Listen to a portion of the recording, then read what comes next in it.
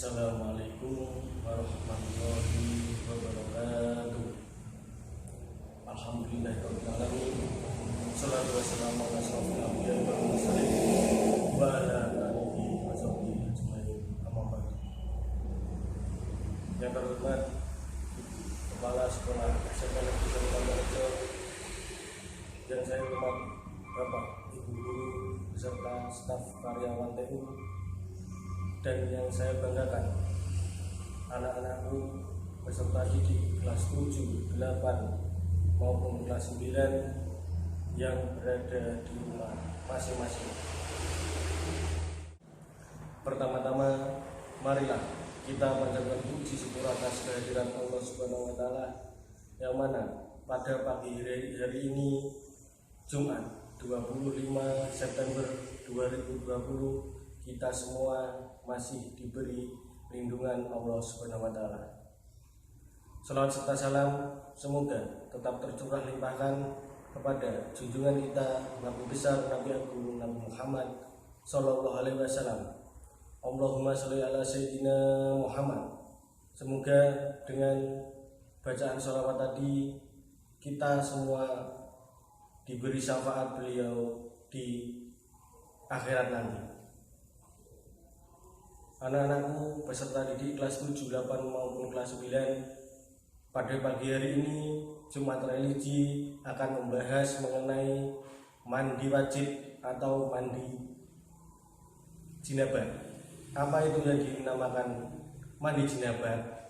Apa ketentuan mandi jinabah dan apa saja yang menjadi penyebab daripada mandi jinabah itu?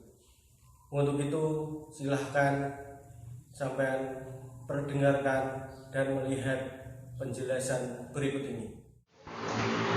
Anak-anakku kelas 7, 8 maupun kelas 9, pada Jumat Religi ini kita akan membahas mengenai mandi wajib atau mandi jinabah.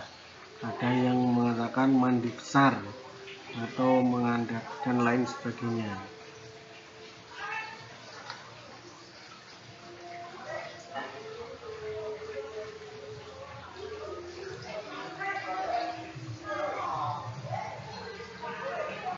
Assalamualaikum warahmatullahi wabarakatuh. Anak-anakku sekalian peserta didik kelas 7, 8 maupun kelas 9, pada materi Jumat Religi pada pagi hari ini adalah mengenai mandi wajib atau mandi jinayah, bisa disebut juga dengan mandi besar.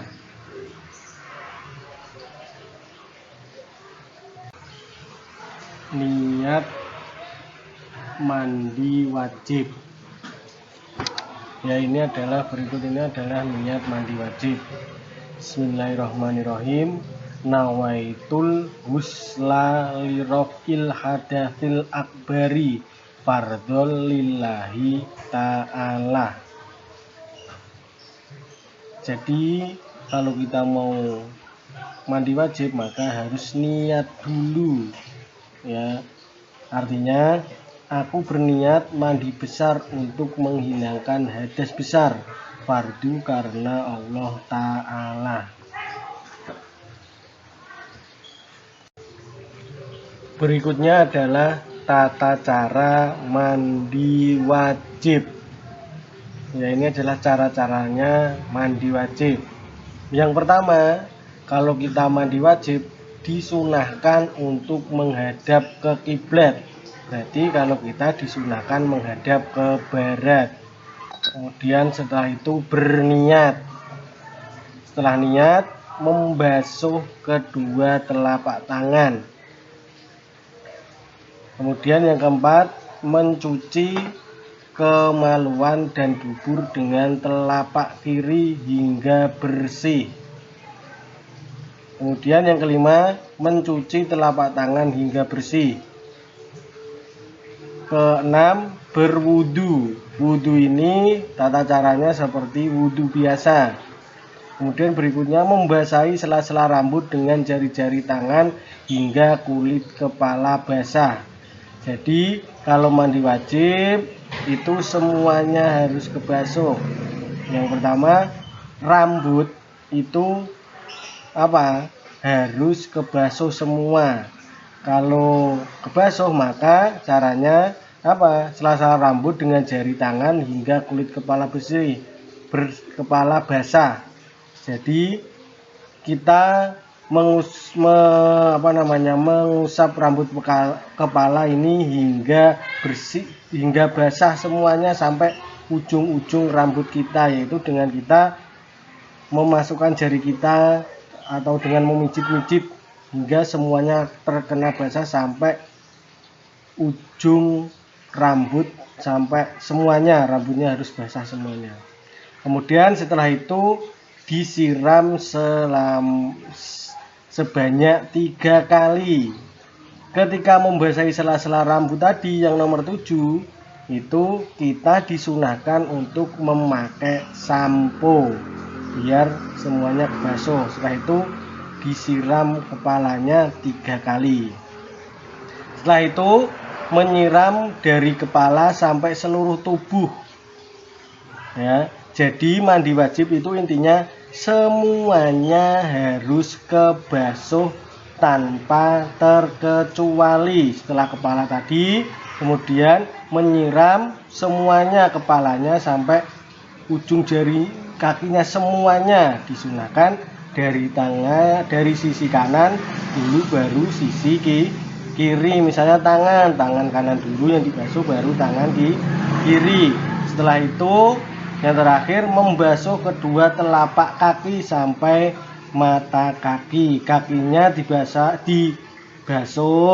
sampai sela-selanya kaki. Ini disunahkan pindah tempat atau istilahnya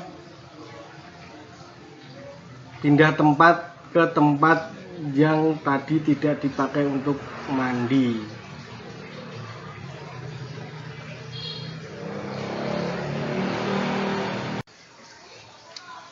Berikutnya adalah hal-hal yang menjadi penyebab kita diharuskan melakukan mandi besar atau mandi wajib. Yang pertama, ini bagi laki-laki, keluar sperma, mimpi basah atau dan lain sebagainya. Kemudian yang kedua, hubungan suami istri. Kemudian yang ketiga, terhenti keluar darah haid, ini bagi perempuan. Setelah haid, kemudian selesai haidnya selesai, maka diwajibkan untuk melakukan mandi wajib atau mandi besar. Yang keempat, terhenti keluarnya darah nifas. Jadi darah nifas itu apa? Darah yang keluar setelah orang itu melahirkan. Setelah darahnya itu setelah darahnya itu berhenti, itu juga diwajibkan untuk mandi wajib. Jadi orang yang melahirkan setelah itu keluar nifasnya, darah nifasnya setelah berhenti, diwajibkan untuk mandi wajib. Kemudian untuk yang nomor 5, orang yang meninggal. Khusus orang nomor 5 ini yang memandikan adalah orang lain. Ya, kita tahu bahwa di masyarakat kita kalau ada orang meninggal itu dimandikan mandi wajib.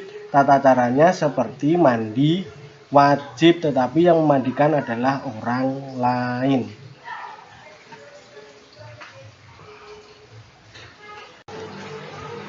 Sekian penjelasan dari kami mengenai mandi wajib, dari niatnya, tata caranya, hingga penyebabnya apa. Semoga bermanfaat dan semoga ini bisa berguna bagi kalian semua yang mendengarkan. Saya akhiri, wassalamualaikum warahmatullahi wabarakatuh.